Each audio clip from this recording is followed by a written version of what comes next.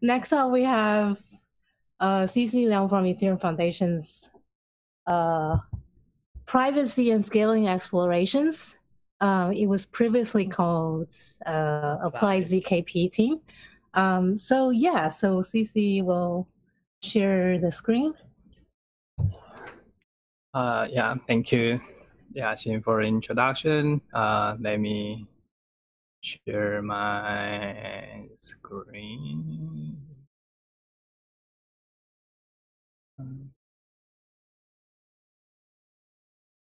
Okay.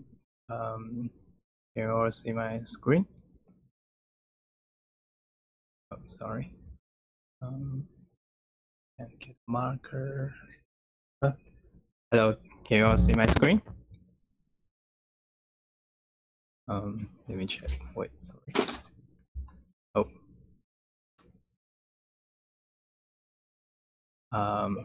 Yes. Okay. Okay.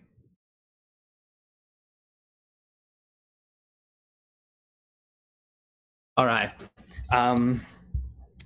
Today I'm going to talk about the Sparse Merkle tree.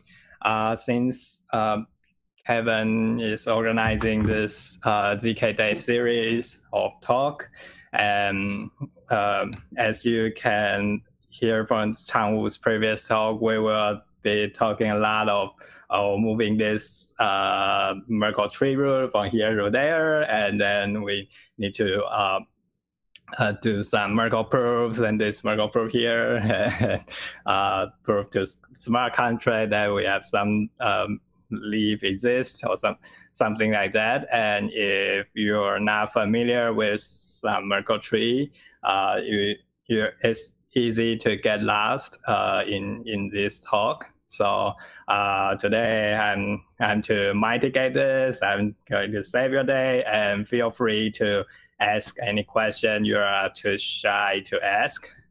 And yeah, people will help answering the question for you.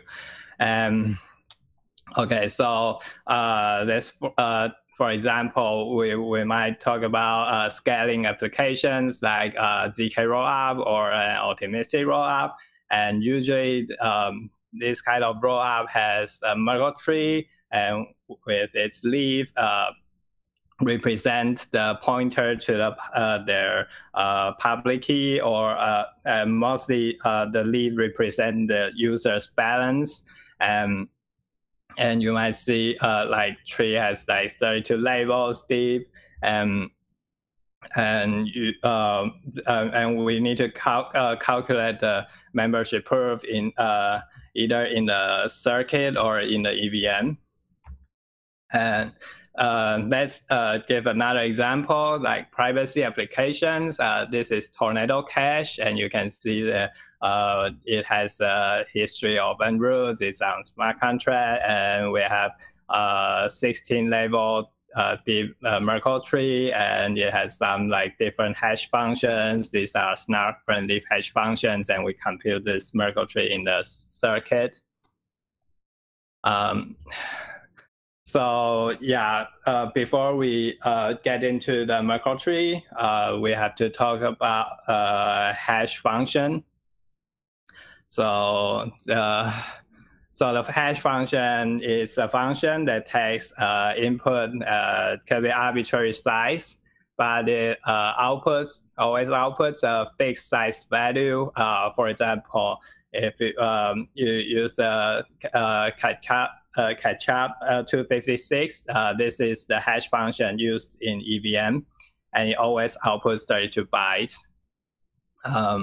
And the output is very sensitive to the input. A little change in your input, the output, it will look completely different. So for example, we can see this Python snippet. You can import the ETH hash auto check, and then hash the input ABC, and you get this output of hex 32 byte hash. But when I add a character D here, and then this output looks completely different. And let me give you another demo. This is the online tool to compute the Chih-Cheng 256 hash. This is developed by Xiaochan. I think it's a Taiwanese developer. And as you can see, whenever I add another input into when I change the input a little bit, the output looks completely different. And so this hash function has a very important property that is computationally infeasible to find a collision. What do we mean by the collision? Is if you cannot find like two different inputs and that can derive the same output. So if I have a Chih-Cheng ABC that outputs this 0x4803, I cannot. It's so difficult. Like it's if I have a huge amount of computation resources, I could not find another inputs that can derive the exactly same output for this hash function. So keep this collision-free property in mind, because that will help you reason about the Merkle tree. So another prerequisite I want to talk about is the cost structure of EVM.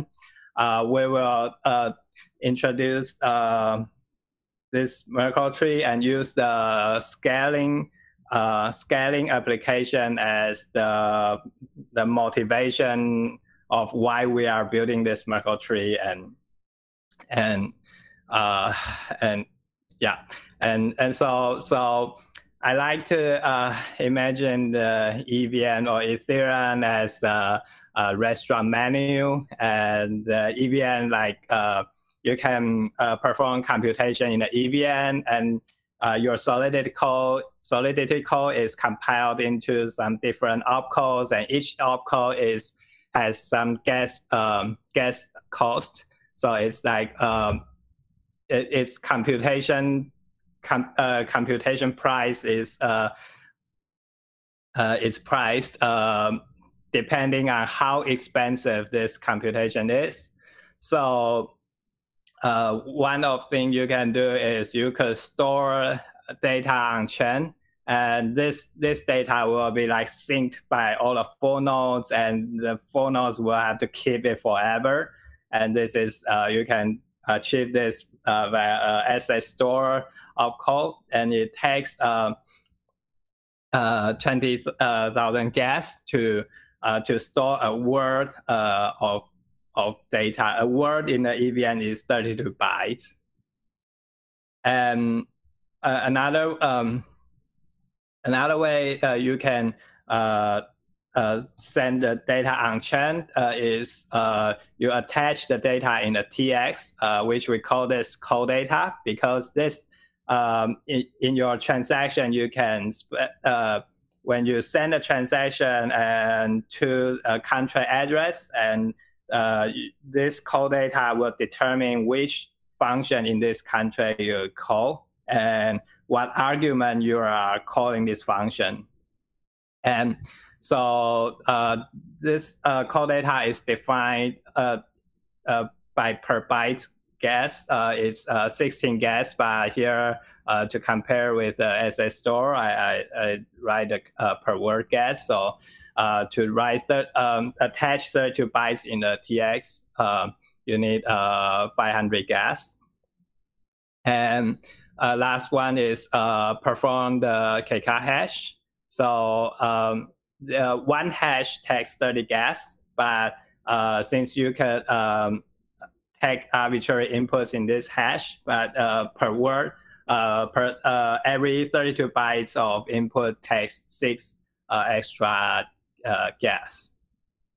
And so the major difference between the asset store and the cold data is that the data as stored, you can access anytime with from a contract. So you can read that data, like if store like FOO equals 1, 2, 3, then like 10 days later you can still use the contract to use as load and get the value of 1, 2, 3.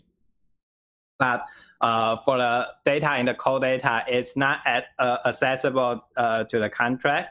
You cannot. It's not a variable in the contract. But if you have a client or you have a full node and that syncs the Ethereum blockchain, you can get that piece of data, and that's how the coordinator works. They or a watcher of the ROA system, you can like sync the full node and get those piece of data, and we can reconstruct some data via that trick. So the takeaway here is like storing data on chain is super expensive. Attached data in the cold data is much cheaper, and calculating hash function is also cheaper. So that's why we don't want to store much data on chain, and we prefer to like sometimes we need to calculate when we really need those piece of data. So yeah, so here we can talk about Sparse Merkle tree. So this Sparse Merkle tree that you commit a fixed size of vector, like you can have a 10 level tree and commit like 1024 items. So you imagine if you write Python, you can have a list, but it's fixed size. It has only 1024 items. You cannot add more. And so n level trees can store 2 to the power of n leaves. So what does this mean? This means scalability. You have one extra little level, you have double the vector size you can commit. And the Sparse Merkle tree is different from the traditional Merkle tree, is that you can save the disk cost using the default hashes. We will talk about that later. And the last feature, non-membership proof, is also a feature of Sparse Merkle tree. Okay, now here we can draw this little happy tree here. And here we can imagine we have a vector that has like first 3 items is a string A, B, and C, and we have nothing in the last 5 items of the vector. And then we here h is the hash function, and we derive the hash of A, and we call this this output, this digest is D00. So the first digit is the label. So we call this level 0. Sorry, let me get yeah. We call this level 0, and level 1, and level 2, and level 3. The second digit is the index. So we count the items from 0, 0, 1, 2, 3, 4, 5, all the way to the 7. And second level is 0, 1, 2, 3. And third level is 0 and 1. And lastly is 0. And as you can see in the computer science, the tree is growing upside down. The tree root is at the top, and the tree leaves is at the bottom. Okay. And here, the second level of hash is the hash of the left child and the right child. And so this is how the Merkle tree constructed, and all the way to the top. So you can imagine that if like some of this leaf is changed, for example, I want to change this to a hash of D, then the D02 is changed, D11 will be changed, and D20 is changed, and D30, the root, will be changed too. So this root is so sensitive to all the inputs here. Okay, so so we can like we can think this Merkle root as a representation of this vector, the current status of the vector, and we can store this Merkle root or the commitment or the hash of this Merkle root on chain. So in the rollup, this usually is the state root, which means it represents the status of our balances. And these three nodes, these are all 32 bytes, and also these leaves, and also the data like A and B and C. These data are stored off-chain. When we say off-chain, we mean something like a centralized coordinator or operator, and they might have a good hard disk, and they can store all this data. And we don't need to store all this data on the on chain. On chain means layer 1, and means all the 4 nodes, all the poor 4 nodes, they have to. They don't have to store this large amount of data. They just store this tiny 32 bytes, and it can measure that these balances are like haven't been tampered. And okay, so let's focus on the operator side. Note that this notation is the null. It could be something like an arbitrary string you defined, but we can see that at D03 to D07, these are all same hashes, so you don't have to store them in the disk.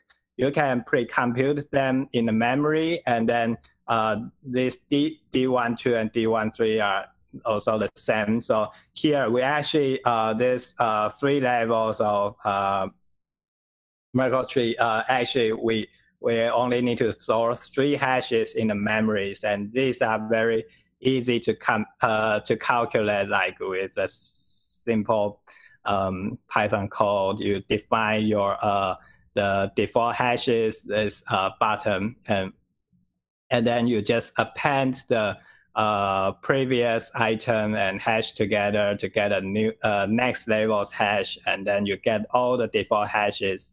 So actually the data you need to store is just A, B, C, and the hashes above.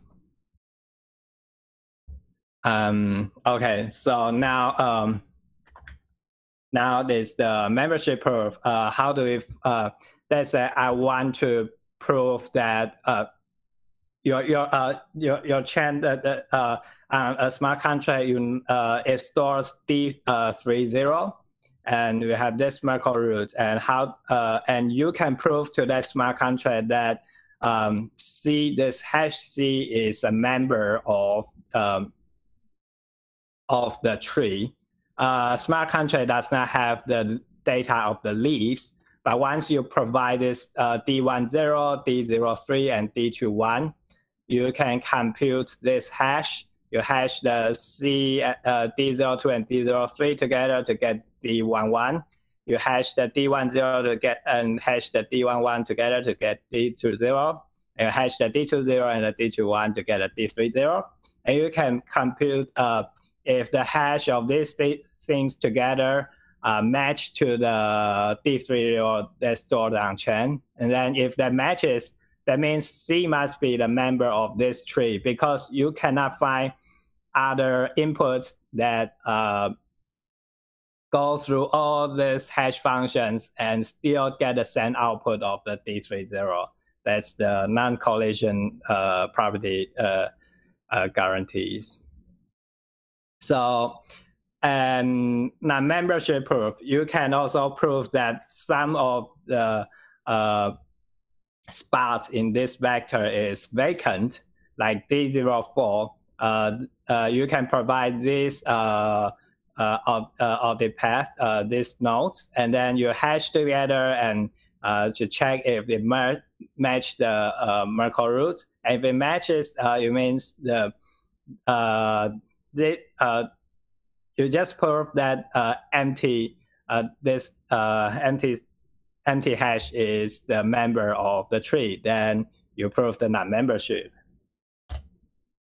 So yeah, and we kind of like magically get the those node of the audit path, but how do we actually find it?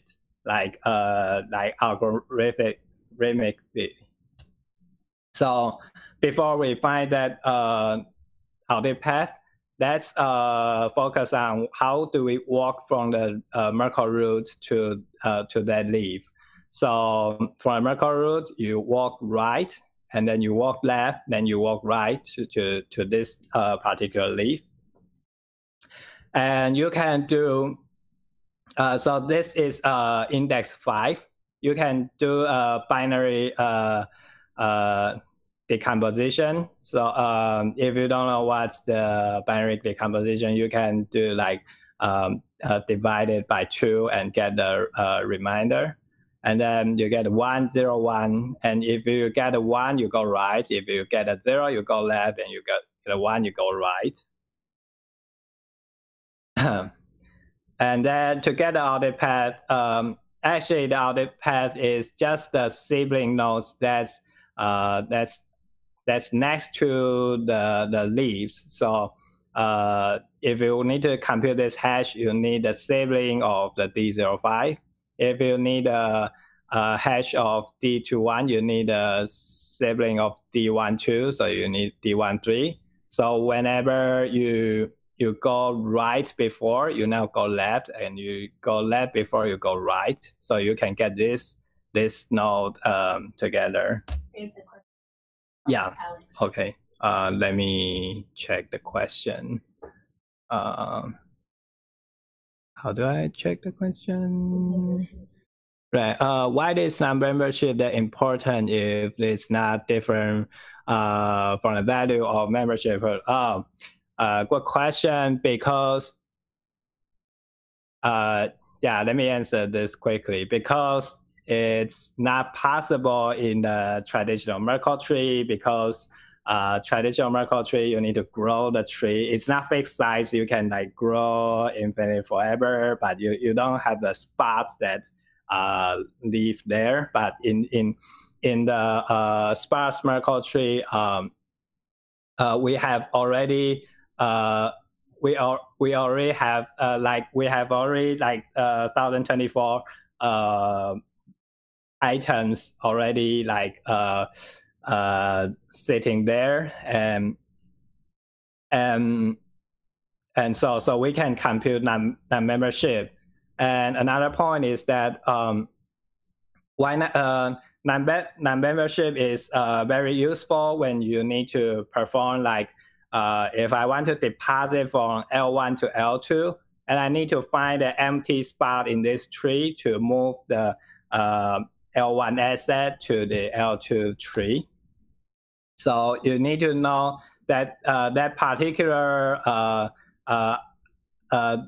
items that let's say I want to move two balances to the tree, and I want to move to empty spaces, so I'm not overriding other people's balances.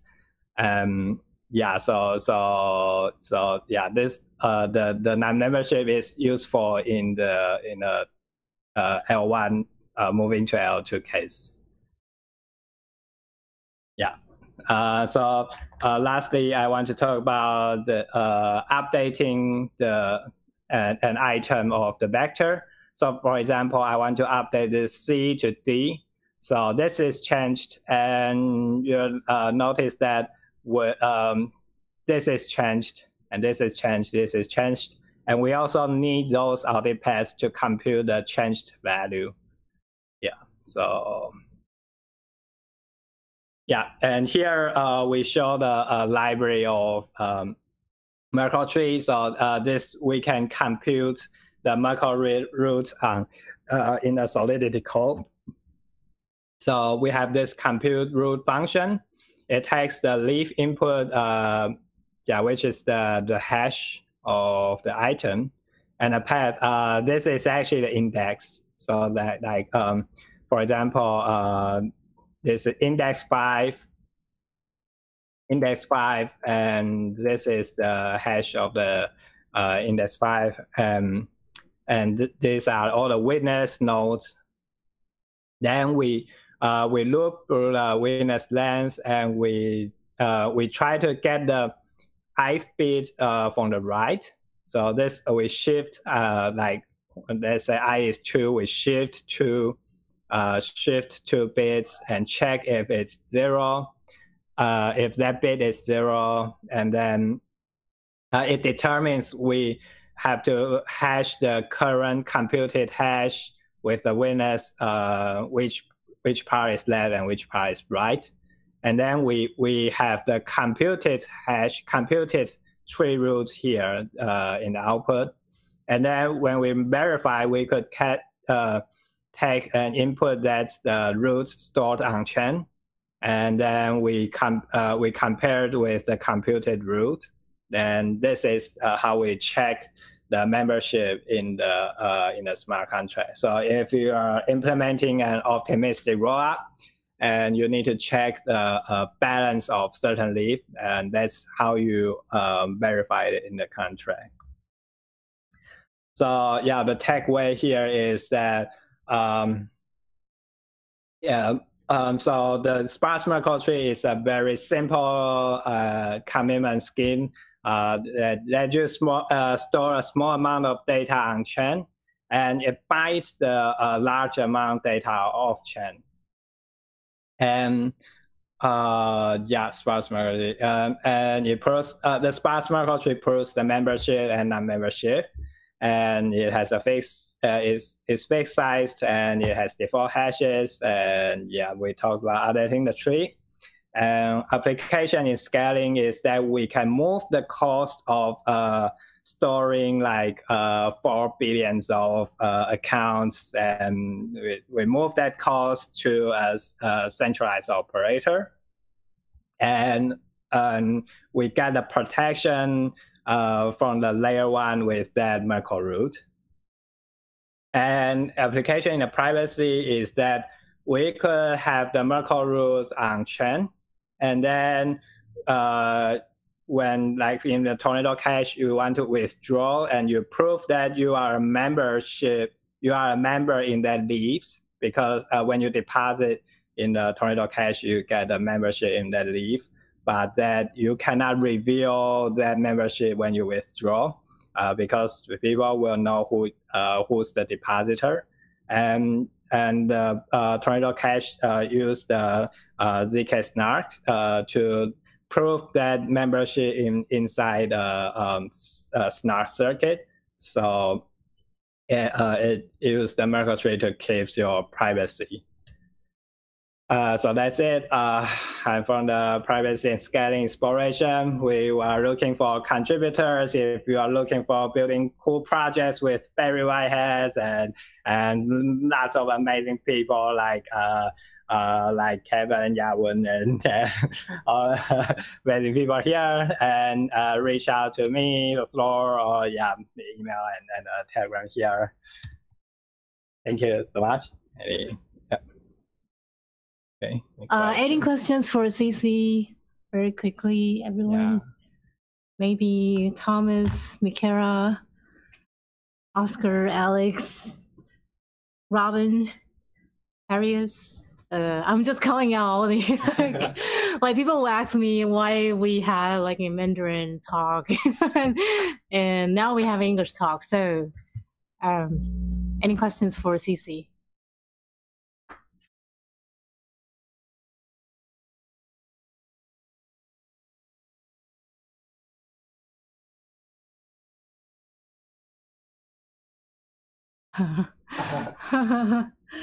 Yeah, so before I invite our next speaker, just wanted to tell everyone like I've prepared this gathered town space. It's sort of this virtual space where you can hang out and meet people. So I have the link ready. So I'm just gonna drop it right before we head over to the gathered town, which is like at the end of the talk. So next up is Stephen Wu Bingchen. Hello， 秉承。下一个讲者是吴秉承，他是 I'm Token Labs 一个非常重要的 researcher。然后我们现在就等我一下，有一个问题是传君问说，传君你想要问吗？Yes. Yeah, go ahead. Okay. I just type in. Do you want to ask the question to Cece, or you want to ask? I just want to ask Cece about the topic. Just before about sparse Merkle tree. Yeah, go ahead. Because I just work some project with my professor that have to store more data.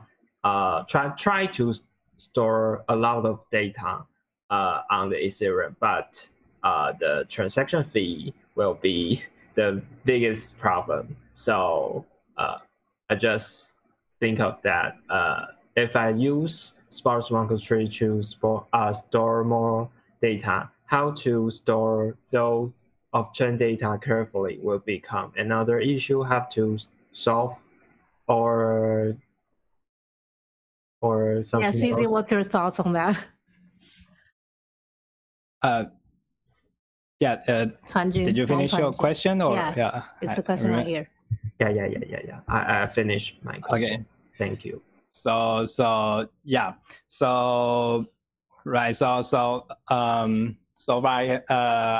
I can mention that usually you use a key value database and you use the like index as the depth and index as the key and the hash as the value. There are different kinds of way you can store this data. You can store the parents and parents as a key and left and right children as the value. You have to be careful for the chain reorg, because each one chain reorg sometimes, so you might need to like wait for like more confirmations to prevent a tree reorg. And so and also you need to make sure the like your TX is the data to reconstruct the Merkle tree is available in your protocol design. And then other than that, it should be like storing the Merkle tree off chain in the database should not be the big issue. It does have some engineering challenges, but I could talk to you with that privately more. Okay, cool. Yeah. Thanks, Chuanjun.